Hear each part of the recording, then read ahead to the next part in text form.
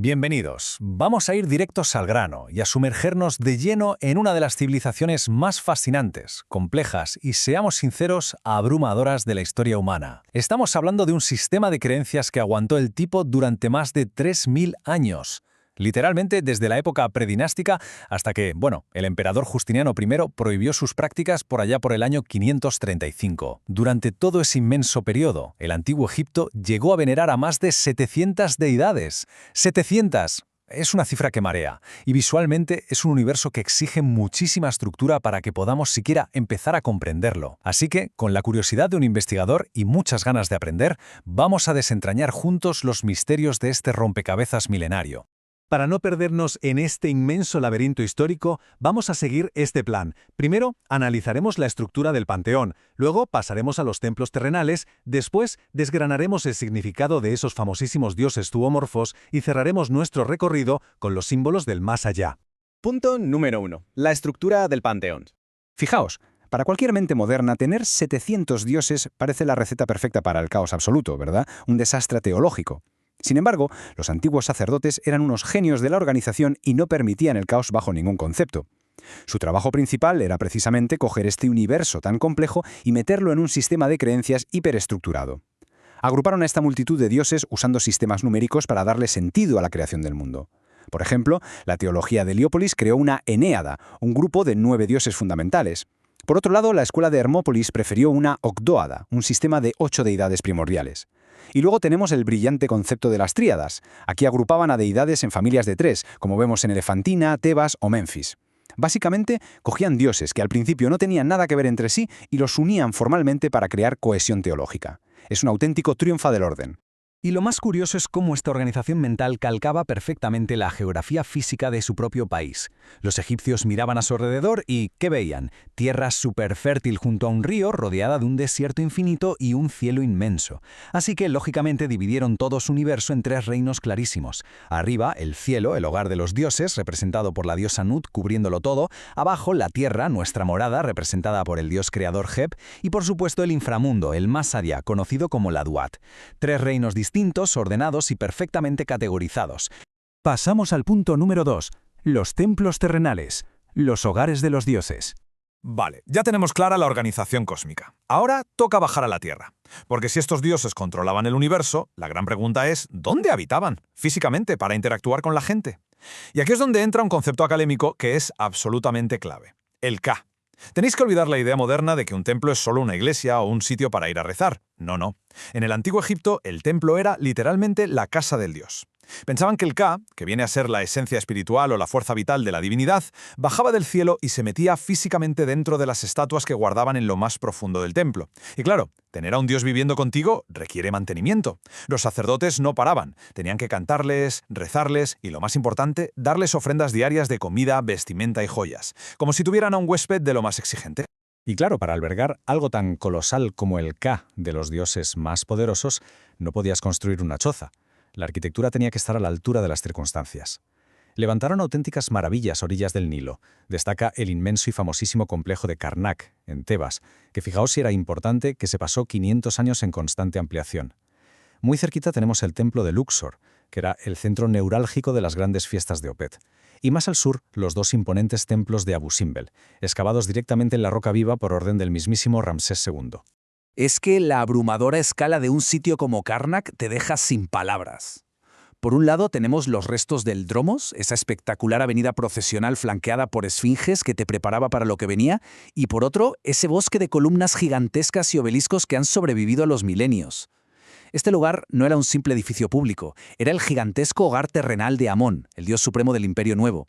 Todo estaba diseñado a propósito para hacerte sentir minúsculo y magnificar el poder de lo divino.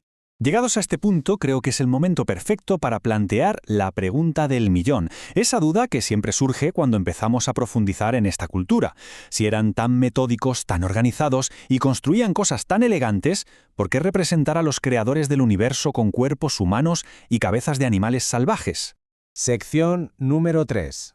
El significado de los dioses zoomorfos. Esto es fascinante. Para entenderlo, tenemos que dar un paso atrás y buscar en la psicología y en el entorno de los primeros egipcios. Esta mezcla de anatomía humana y animal es lo que separa radicalmente a Egipto de, por ejemplo, los dioses griegos o romanos. En el fondo, este lenguaje visual era un antiquísimo mecanismo de supervivencia mental. Pensad en las poblaciones de la época predinástica, mucho antes de los grandes faraones. Eran agricultores que dependían 100% de la naturaleza, pero que también sufrían sus terribles peligros. Cuando se enfrentaban a fuerzas brutales que no podían explicar y que francamente les daban terror, hacían algo brillante, las divinizaban. Cogían el poder destructivo e incomprensible de la naturaleza y le ponían la cara y los rasgos del animal local que mejor encajaba con ese comportamiento. Y cuando lo analizas así, tiene todo el sentido del mundo. Tomemos como ejemplo al gran dios solar Ra. Tiene cabeza de halcón. ¿Por qué? Pues porque el halcón vuela altísimo, dominando el cielo de día, así que es el avatar impecable para el sol abrasador. En el otro extremo tenemos al imponente carnero de Amón. Un carnero no vuela, obviamente, pero representa una fuerza bruta, la virilidad pura y la chispa de la vida. Son dos animales totalmente distintos que nos están comunicando dos esferas de poder natural completamente diferentes, fusionados con la forma humana. Es pura comunicación visual. Y aquí es donde nos topamos con un detalle histórico que me encanta, una contradicción que demuestra el nivel simbólico de este arte. Hablemos de Anubis, el famoso dios guardián de los muertos asociado al chacal. Resulta que los chacales reales en Egipto tenían el pelaje de un tono bastante rojizo, pero curiosamente a Anubis siempre lo pintaban de un negro intenso y rotundo. Y no es que se quedaran sin pintura roja. El negro era el color de la muerte y la descomposición, ¿de acuerdo? Pero al mismo tiempo era el color del limo, esa tierra negra y superfértil que dejaba el Nilo tras sus crecidas. Así que, al pintarlo de negro, transformaban a un simple depredador del desierto en el símbolo definitivo de la resurrección y la vida renovada. Una genialidad. Y hablando de resurrección, entramos en nuestra última parada. Sección número 4. Los símbolos del más allá. Ya hemos explorado el cielo y la tierra, ahora nos toca cruzar al intrincado sistema que dictaba qué pasaba cuando se acababa la vida terrenal. Y lo primero que hay que desmitificar es que el más allá egipcio fuera un paraíso de descanso inmediato, ni mucho menos. Al morir entrabas en la Duat, originalmente dominada por Horus y luego por Osiris. La Duat era el reino de los muertos, pero más que un lugar de paz, era una carrera de obstáculos tremenda y oscura. El espíritu humano, con sus partes del Ka y el Ba, tenía que transitar por este reino sorteando peligros, trampas y monstruos para poder, con suerte, ganarse la eternidad. Y el jefe final de esta terrorífica carrera era un examen moral de lo más riguroso, dividido en pasos muy exactos. Paso 1. El propio Anubis te guiaba hasta la sala de las dos verdades. Paso 2. Y este es el momento de máxima tensión. Ponían tu corazón, que guardaba todas tus acciones y tu conciencia, en un lado de una balanza, y en el otro una pluma divina. Paso 3. El veredicto. Si la balanza estaba a tu favor, pasabas a los campos de Aaru, el paraíso con Osiris, pero si fallabas, te esperaba el castigo definitivo. Y ese castigo tenía un nombre y una forma que encarnaba el terror absoluto de la psique egipcia, Amit, la devoradora de corazones. Fijaos otra vez en el uso brillante de la combinación animal. Nos inventaron un demonio con cuernos abstractos. Juntaron a los tres depredadores que realmente te podían matar en su entorno geográfico. Una pesadilla con las fauces trituradoras de un cocodrilo, las garras delanteras de un león y el enorme peso destructivo de un hipopótamo en la parte trasera. Si tu corazón pesaba más que la pluma, Amit se lo comía, borrándote literalmente de la existencia para siempre. Se acabó. Pero bueno, respiremos un poco, porque frente a ese terror extremo existía su antídoto perfecto, la diosa Maat. Es esa figura que siempre lleva una pluma de avestruz en la cabeza y sostiene el Ankh, la llave de la vida. Maat no era solo un personaje mítico, representaba el mismísimo concepto de la armonía, la verdad, el equilibrio cósmico y las matemáticas del universo.